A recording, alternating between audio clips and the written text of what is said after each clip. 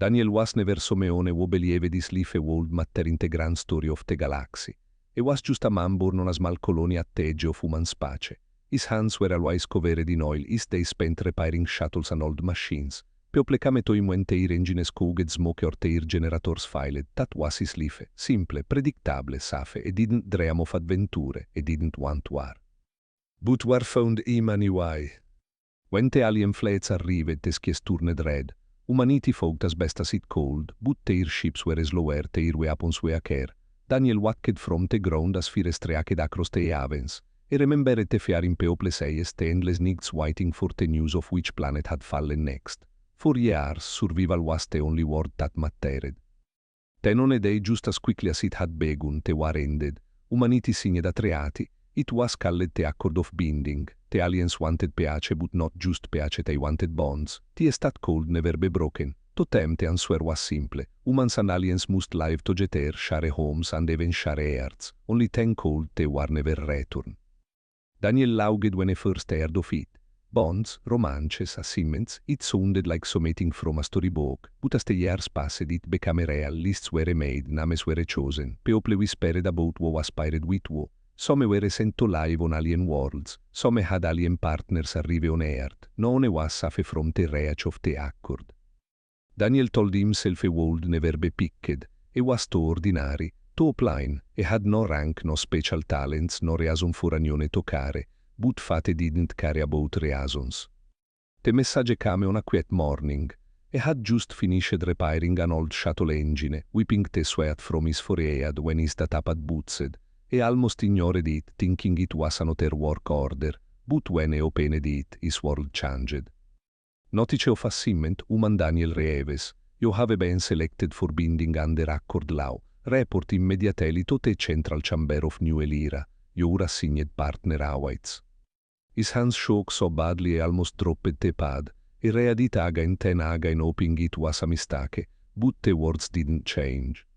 Daniel felt his stomach twist into knots. His breath grew shallow. He had heard stories of people being assigned to aliens, stories of awkward dinners, strange customs and some intimacy he heartbreak, but also stories of love, real love.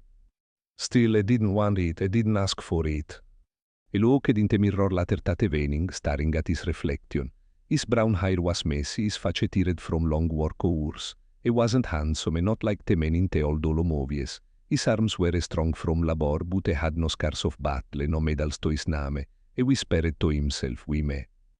The journey to New Elira took 3 days. E a ciò was a tante last. He sat in the shuttle with others, some human, some alien. Some looked nervous like him, others excited, some even smiling as if this was a dream come true. Daniel kept his head low. He didn't know what to feel. The city of New Elira was massive, a place where alien towers took the sky and human streets ran beneath them. Lights of two civilizations glowed together. It should have been beautiful, but to Daniel it felt cold, too big, too strange. At the chamber guards guided him through shining halls. His heart pounded with every step. He didn't know what waited for him. A man, a woman, someone terrifying, someone kind. His hands were sweaty, his throat dry. Finally the doors opened. And there she was. She stood tall, taller than a human woman I had ever seen. Her skin was pale with a faint glow, like moonlight spilling across her shoulders. Her hair shimmered silver flowing down her back. Her eyes sharp-brigged, dangerous, studied him as if she could say every secret he had ever tried to hide. She wore armor, elegant yet fierce, and carried herself with the pride of a warrior. The first thing she did was smirk, a small curve of her lips, confident, teasing, as if she already knew something he didn't. "You've been assigned to me, human," she sighed, her voice low, smooth and strangely melodic. "Time to fulfill your romantic duties." Daniel's face burned red. He took a step back, his words tumbling out. He didn't agree to this. Her smirk widened. Agreement is not required, duties, the accord binsus no. She tilted her head, her silver hair falling slightly. But don't worry, you'll learn to enjoy it. He stared at her, unable to believe what he was hearing. Part of him wanted to shout, to refuse to run, but another part deep hidden felt something else. His heart pounded too hard, his chest ticked. This alien woman, this warrior, looked at him not like a stranger, but like someone who already owned a piece of him. Antat terrified in more tante whatever did. Dat nigtling in the west quarters of the alien palace Daniel could not sleep, e kept saying face smirk te way spierched into him, e tried to tell himself it was just duty, just politics, nothing more, but a voice inside whispered the truth he didn't want to admit. So meeting had started, and it could not be stopped. Daniel woke the next morning with a heavy weight in his chest. His sleep had been broken by strange dreams of silver hair brushing his cake, of sharp glowing eyes whacking him in the dark. He sat up, rubbed his face, and tried to convince himself it was only nervous, nothing more. But deep inside, he knew he could not avoid what was coming. The attendants came to fetch him. They wore along with the robes and spoke softly, but Daniel felt no comfort. Every step they took through the alien palace made him feel smaller. The walls were carved with symbols he did not understand, glowing faintly like living veins. Strange statues stood in corners, their faces severe, their arms raised in silent warning. Finally they stopped before a pair of tall silver doors. One attendant turned to him, her expression unreadable. "She is waiting for you." Daniel's throat was dry, his hands trembled but he nodded. The doors opened with a loom, and there she was again Serafine. She stood near the center of the room, tall and proud, her armor gleaming under the light of crystal chandeliers. Today she had removed her gauntlets, and her long fingers tapped idly against the table beside her, as though she had been waiting impatiently. When her eyes met his, a smirk curled across her lips. "Well, there you are," she sighed. Her voice was smooth, confident, with a teasing edge that made his heart beat faster. He was starting to wonder if you had decided to run away. Daniel swallowed hard. He talked about it, he muttered, surprising himself with his honesty. Her smirk grew with her, boldly like that. She walked closer, her steps steady and graceful, like a predator circling its prey. She tilted her head slightly, examining him as though were a puzzle she intended to solve. Your smallertani imagined, fragile, but your eyes she leaned down just enough for her glowing guts to meet his. Your eyes are stubborn, that will make things interesting. Daniel's face flushed, e hatte un steady e felt under her stare, him not fragile, e sighed, though his voice cracked slightly. Her soft lauge showed in the chamber will say. He took a step back, trying to find his ground.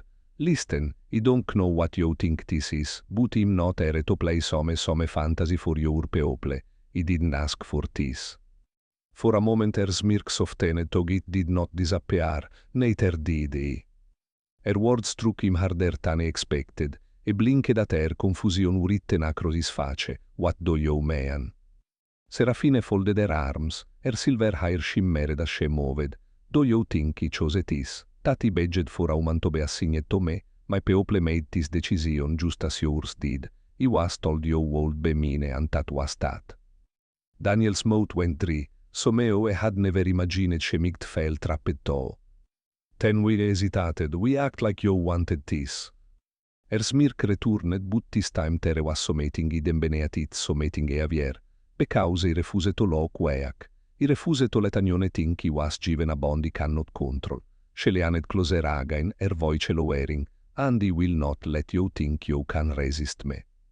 His heart pounded. He wanted to shout at her, to tell her he wasn't hers to control. But his voice caught in his throat because deep down he knew she wasn't lying. She wasn't just mocking him, she was hiding something.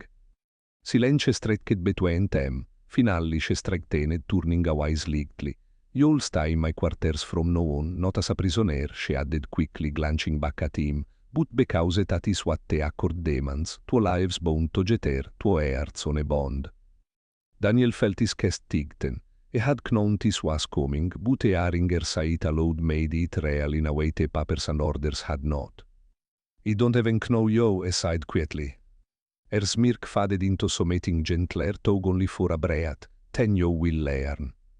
That evening they shared their first meal together. Daniel sat stiffly at the long table while Serafine sat across from him, elegant and calm, as though this were the most natural thing in the world. Alien dishes filled the table, glowing fruits, strange meats with shimmering skin, steaming bowls of fragrant broth. Daniel poked at the food uncertainly. This looks like it's still alive, he muttered.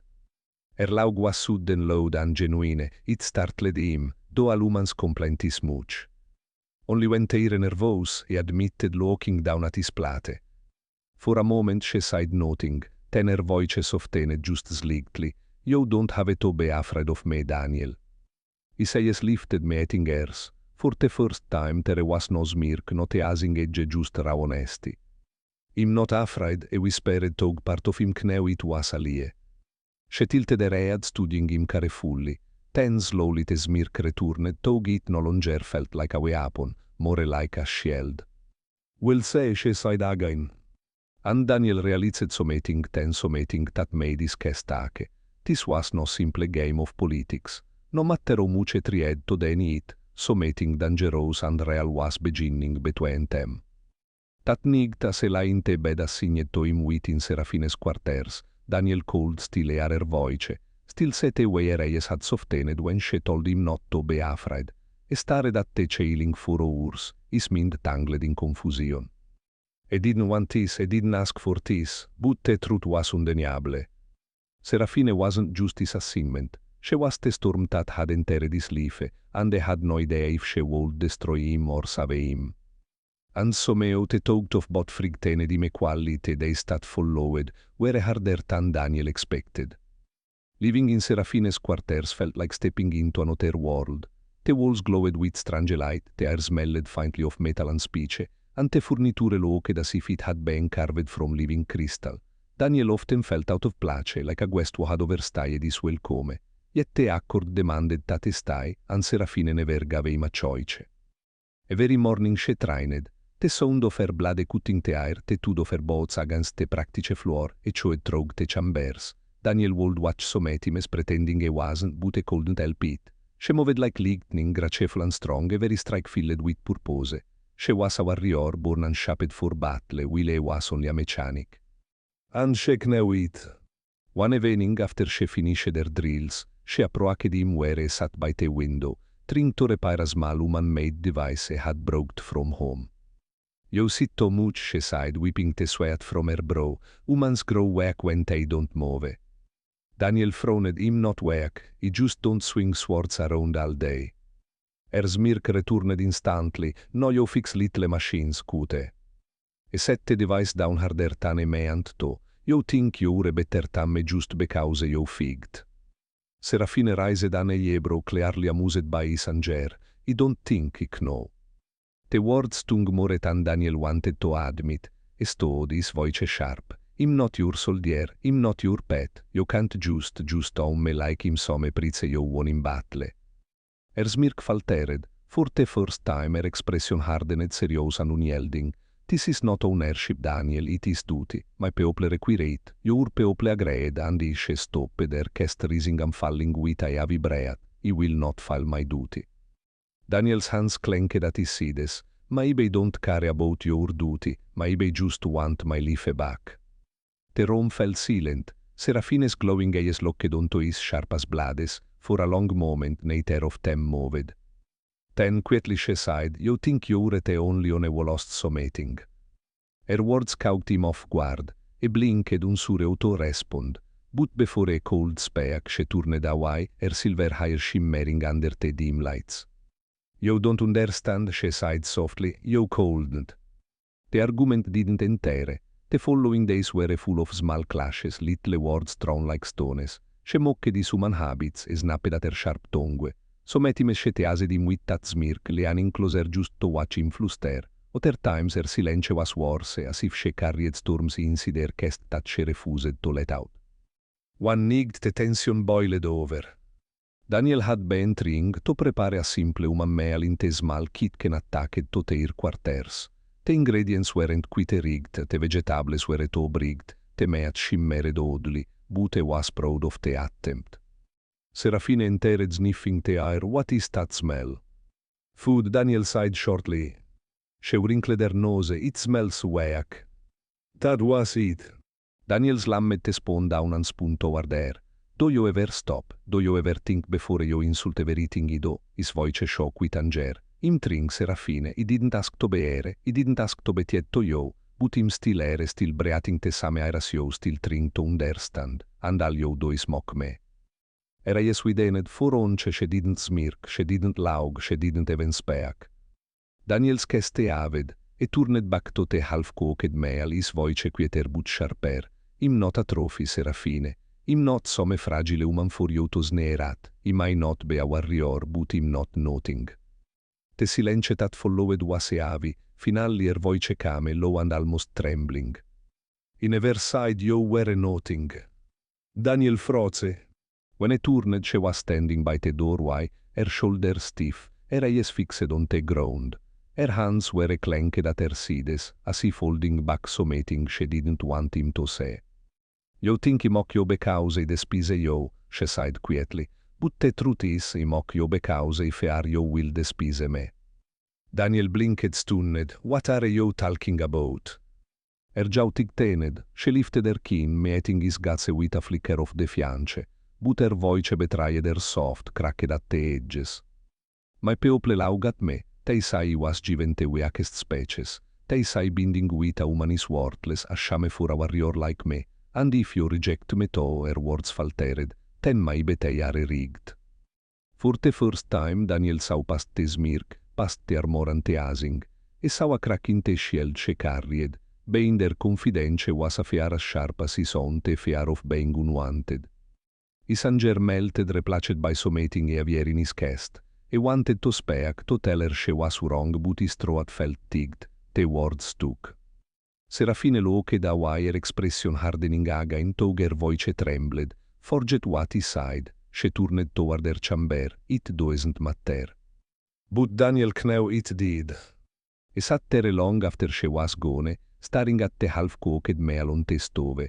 For the first time since arriving, he realized Serafine's smirk wasn't just arrogance.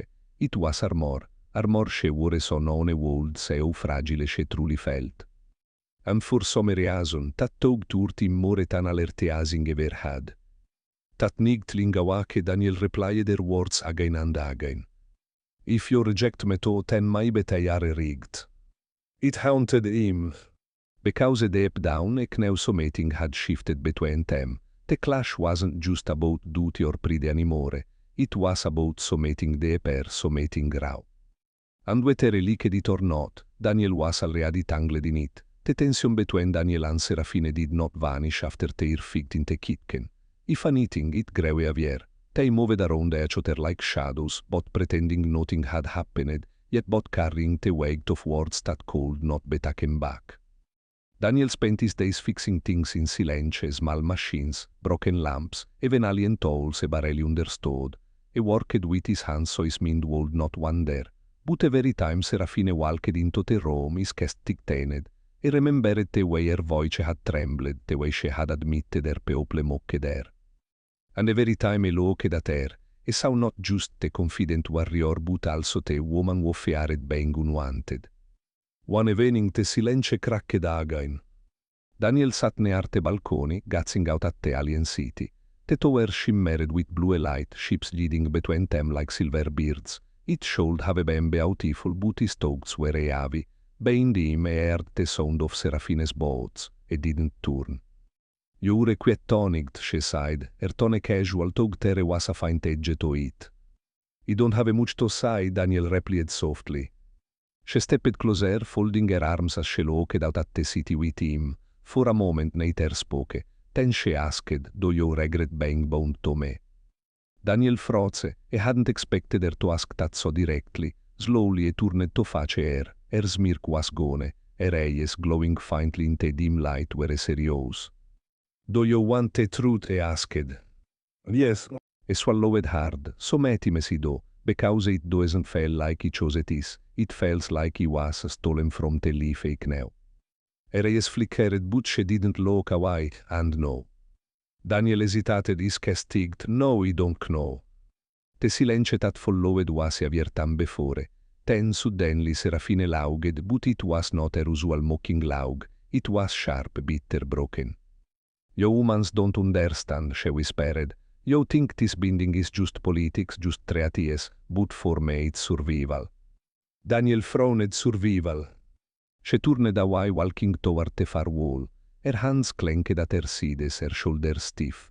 When she spoke again, her voice was louder, trembling with emotion she usually had.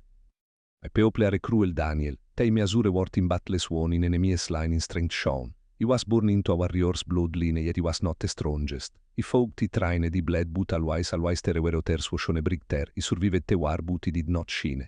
And when te accord came do yok know what te gave me, she spunto face i reis burning, te gave me yo a human te weaches species in te reiestep. Her voice cracked on te last words.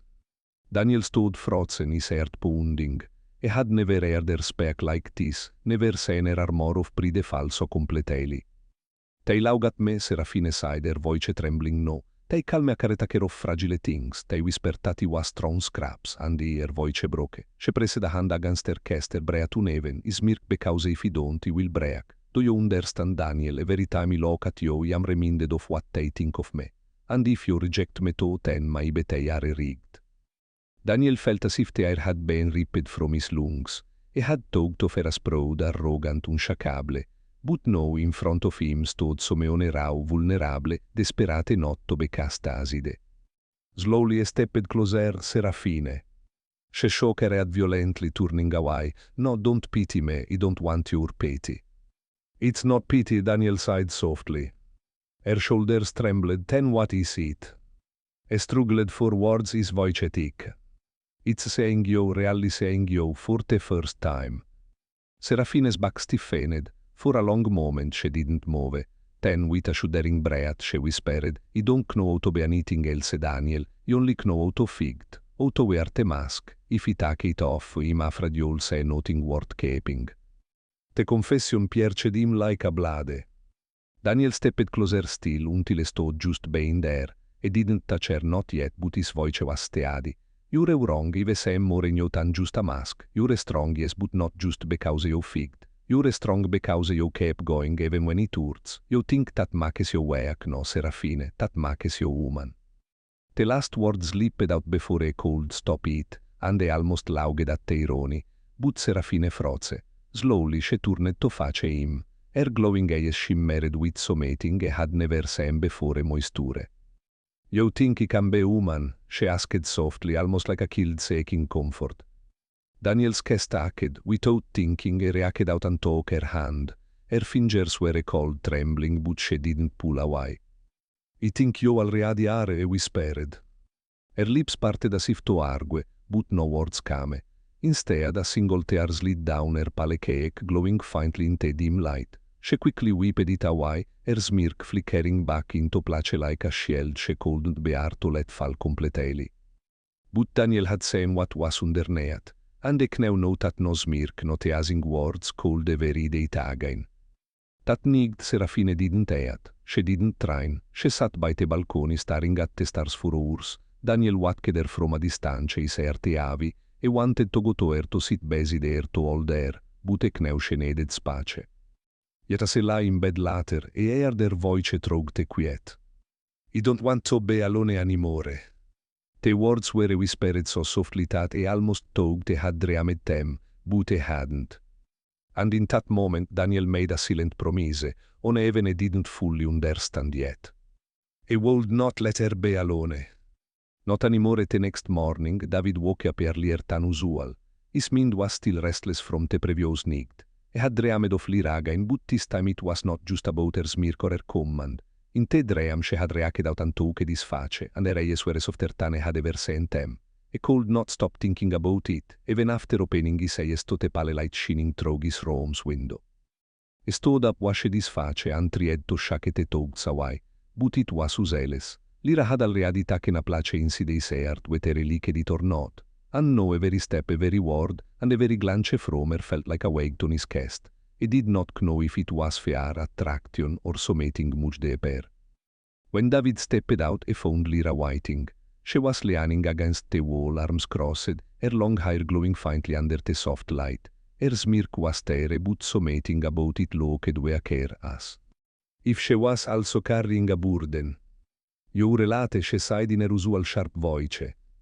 David forced a small smile. It's still early, you're just impatient. Lyra tilted her head, eyes narrowing slightly. Impatient, maybe, or maybe just don't like waiting for Someone was been assigned to me. The word struck him again, assigned. That word had been showing in his mind since they said it. He wanted to ask her what it truly meant, but he was afraid of the answer. So instead, he stayed silent, walking busy there as they made their way down the corridor toward the training area. The training began as usual, with Lyra pushing him to his limits. But today, David felt different. Every strike she made, every movement was sharper, filled with some strange energy. A cold sense of meeting behind the rays a storm that she was heeding. At one point, when she pinned him to the ground after he failed to block a quick strike, their faces were just inches apart. David's heart pounded in his chest. Lyra's breath was warm against his skin, and her golden eyes looked onto his. "You're distracted," she whispered. David swallowed hard, maybe because you're too close. For a second her smirk faded and her expression softened, but just as quickly she pulled away, standing tall again. "You need to focus, woman. If you can't handle me, or will you handle the others?" "Others?" David asked, panting. Lyra paused, her jaw tightened. For a moment it seemed like she wanted to tell him something, but she stopped herself. Instead she sighed enough for today, rest. Later, when David sat alone in his room, he could not stop thinking about her words. The others, what did she mean? Were they more like her, or was there some real waiting for him? Before he could drown in his thoughts, the door opened without warning. Lyra stepped inside, her usual confidence in every step. "You really need to stop walking into people's rooms like you own them," David sighed, half annoyed, half amused. She ignored his complaint and sat on the edge of his bed. For the first time she looked uncertain. Her hands rested on her knees and her eyes didn't meet his. "David," she sighed softly, her voice lacking its usual sharpness, "do you know why you were assigned to me?" His chest tightened. "No, and I've been wanting to ask." Lyra finally looked at him. There was no smirk, no playful arrogance, just seriousness. "Because my people believe humans can bond with us in ways no other species can, a bond that is more than duty, more than command, something emotional." David blinked. He had not expected this answer. "And you, do you believe that?" Lyra hesitated. "I don't know." He was taught to say humans as weak, fragile, always following emotions instead of reason. But her voice lowered, almost breaking. "You are different. You fight even when you're weak. You argue even when you're scared. And somehow you make me fail things he was told never to fail." David's heart skipped. He leaned forward. "Lyra, are you saying?" But before he could finish, she stood up quickly, her walls rising again. The smirk returned to get looked forced. "Don't think too much, woman. You only said what he had to. You are still mean to command." She turned to leave, but David grabbed her wrist gently. She froze. Lyra sighed quietly. "You don't have to obey orders, not with me." Her shoulders trembled, but she didn't look back. After a long silence, she pulled her hand free and walked out, leaving David alone with his racing heart. That night David couldn't sleep. His mind was full of her words, her expression, her trembling shoulders. For the first time he understood that Lyra was not just a warrior, not just someone assigned to him. She was struggling, fighting with herself just as he was. And maybe, just maybe, she needed him as much as he needed her. When dawn came, David made a decision. He wouldn't just follow her orders blindly anymore. He wouldn't just be the woman assigned to her. He would fight not against her, but for her. For whatever bond they were building. For the fragile, unspoken feeling growing between them. And deep down, he knew this was only the beginning. The morning air was heavy with silence. David could feel it in his chest as he walked through the long corridor, his steps echoing softly. Today felt different. The halls that were usually full of noise seemed empty, almost like they were holding their breath. He knew something was coming, though none had told him directly. When he entered the training hall, Lyra was already there. She stood at the center, her back straight, her golden eyes sharp, but her face carried a shadow of worry. David noticed it right away. "You're late," she said, but her voice was not sharp this time. It sounded tired. David gave her a faint smile. "You've said that every day since we met. Maybe you just like complaining." For a moment the corner of her lips tweaked, almost forming a real smile, but then it vanished. Today is not like the others, she sighed quietly. Today you will meet them. David's heart skipped. Them, you meant the others you mentioned before. Lyra nodded, her arms crossed over her chest as if she was trying to shield herself. Yes, the council decided it's time. They want to test you. They want to say if you reward this bond. And if him not, David asked. Her gaze dropped for the first time. Then they will separate us. Those words struck him harder than any blade. Separate us. He didn't know it hurt so much, but it did. More than anything, the thought of losing her made his chest ache. Later that day, Lyra led him to a large chamber he had never entered before. The room was massive, shaped like a circle, with tall silver pillars rising toward a domed ceiling. At the center, 6 alien figures stood waiting. Their features were similar to Lyra's tall, strong, glowing eyes, but each carried an air of power and authority. David felt small under their gaze.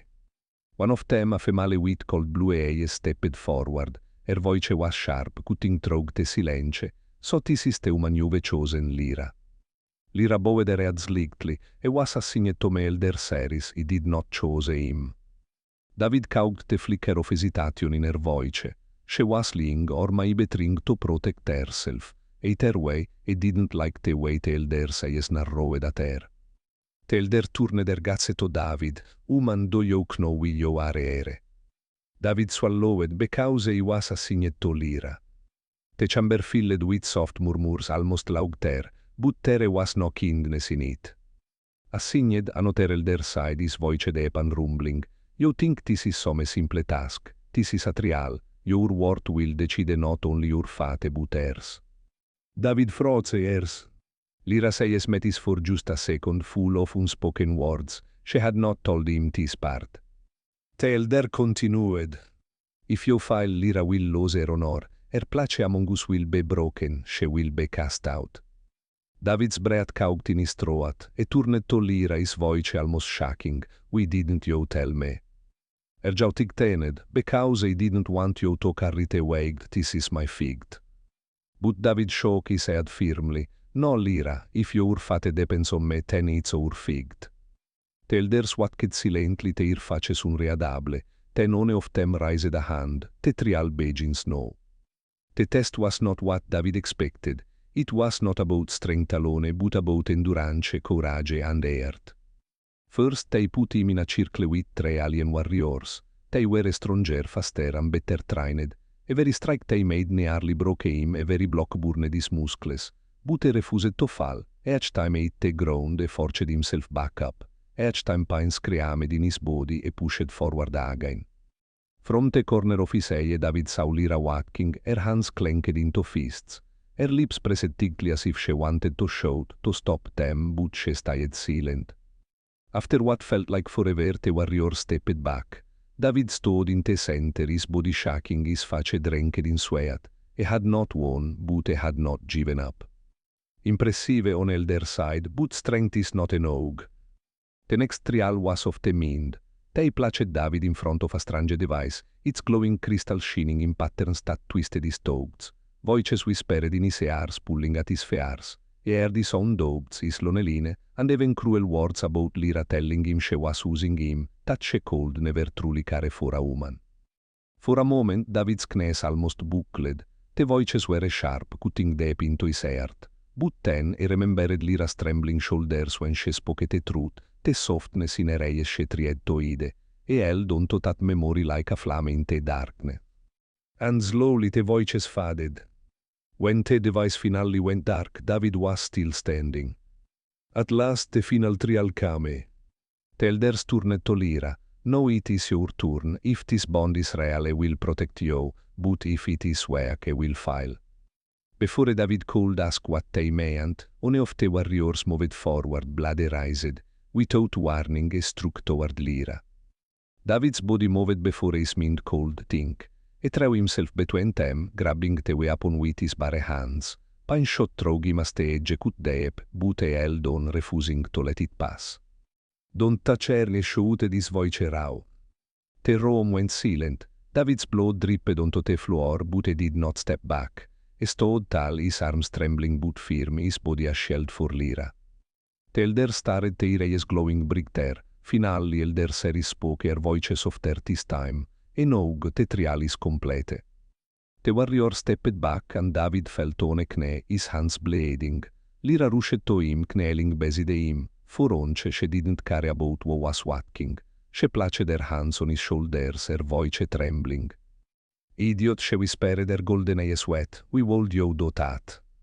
David looked up at her, forcing a weak smile, because he told you it's our figged. Lira's lips trembled, and for the first time she didn't hide her feelings. She pulled him close, her forehead resting against his. Around them the elders remained silent, but non interrupted. Something had been proven that day, something even stronger than duty. Something real the chamber was quiet after the trial. The elders stood in silence, their glowing eyes watching, judging, but saying nothing. Lira still held David, her hands trembling against his shoulders. His blood had stained her fingers, but she didn't care. For once her pride, her discipline, all the walls she had built broke down. You fool, she whispered again, her voice shaking, you could have died. David winced but gave a faint smile. Maybe but if it saved you, then it was worth it. Her golden eyes widened, shimmering with something he had never seen before. Pine fair and something far softer, something close to love. She opened her mouth to speak, but one of the elders finally broke the silence. The trial ascended, the humanas provenis bond. Their voices echoed across the chamber. It did not fight for glory, it did not fight for victory, it fought for air. The other elders nodded slowly. Then, with a tone that carried both respect and warning, elders said, Lira, your bond is accepted. But notice, a bond like this will change you. If you chose to walk this path, there is no turning back. Lira didn't even look at them. Her gaze stayed fixed on David, who was still on his knees, struggling to stay upright. Then he chose, she whispered fiercely, he chose him. The elders exchanged glances, some disapproving, some curious, but none objected. One by one they turned and left the chamber, their steps fading into silence. When they were finally alone, Lira helped David to his feet. She guided him back to his room, her movements gentle but urgent, as if she feared a might collapse. Once inside she sat him down and began to clean his wounds. Her hands, usually steady and strong, now trembled as she wrapped cloth around his bleeding palms. David watched her quietly. Her hair fell forward, hiding her face, but a cold set a tension in her jaw, the way her lips pressed to get her to keep from shaking. You don't have to do this, he sighed softly. Her head snapped up, her golden eyes blazing. Don't you dare say that again. I nearly lost you today. Do you understand? If you had fallen, if they had taken you from me. Her voice broke. She turned her head away, beating her lip, trying to hold back the storm inside her. David reacted out with his bandaged hand, gently brushing her cake. Lira, he sighed, you don't have to hide anymore, not from me. For a moment she froze. Then slowly she leaned into his touch. Her eyes closed, and for the first time since she met her, the smirk was gone, the pride was gone. She was just Lira, vulnerable, fragile, human in her own way. He was taught to never fail, she whispered, to never let anyone in, but you broke through everything, and you don't know how to stop it. David smiled faintly, his tongue brushing her skin. Then don't stop, let it happen, let it be real. That night Lira didn't leave his side. She sat with him, watching over him as he rested, but she wasn't the same as before. The walls between them had finally crumbled, and now a very glance, a very small touch carried meaning. When David's eyes opened again in the quiet hours, he found her still there, her golden eyes soft, glowing faintly in the dark. You should sleep, he murmured. Her lips curved not into a smirk this time, but a small, fragile smile, not when you need me awake. David chuckled weakly, you know. When he first met you, he thought you were the most arrogant person he'd ever seen. Lira raised an eyebrow was. He laughed softly, okay, my bestilare, but you're also the bravest and the most important person in my life now. Her expression softened, she leaned closer, her forehead resting against his. And you, woman, are the only thing he never expected, the only thing he can't lose. In that moment nothing else mattered, not the trials, not the council, not the world outside, only them. Days passed and David's wounds healed, but something between them had changed forever. Their bond was no longer hidden behind orders and duties. It was real, alive, unshakable. The other warriors began to notice. Some looked with suspicion, others with curiosity, but neither David nor Lira cared. They trained togeter, ate togeter, walked togeter. And though Lira still barked orders and smirked at him, there was always softness beneath it no, an affection she could no longer deny. One evening as they stood on a balcony overlooking the alien city, the sky painted with to sunsetting, David spoke quietly. Do you ever regret it, choosing me? Lira turned to him, her golden hair shining in the fading light. Her eyes looked onto his fierce and unshaken. Never, you were not just assigned to me, David. You became mine because I chose you, and I will never let you go. David's casting the emotion flooding through him. He had never heard words so powerful, so certain. He took her hand, their fingers intertwining, then he'll stay by your side, no matter what comes. For a long moment they stood together in silence, the alien city below glowing with lights. Lira leaned her head gently against his shoulder, and for once she allowed herself pace. The bond that had begun with command, and duty had grown into something far greater, something unbreakable. Not human, not alien. Something that belonged only to them. And as the stars began to appear in the night sky, Lira whispered the words she had been afraid to say from the beginning. You've been assigned to me, human, but no, it's not about duty. She lifted her head, her golden eyes shimmering. It's about love. David smiled, pulling her closer, then him yours always. And under the twin moons of her world, they finally sealed the bond that not real cold ever break.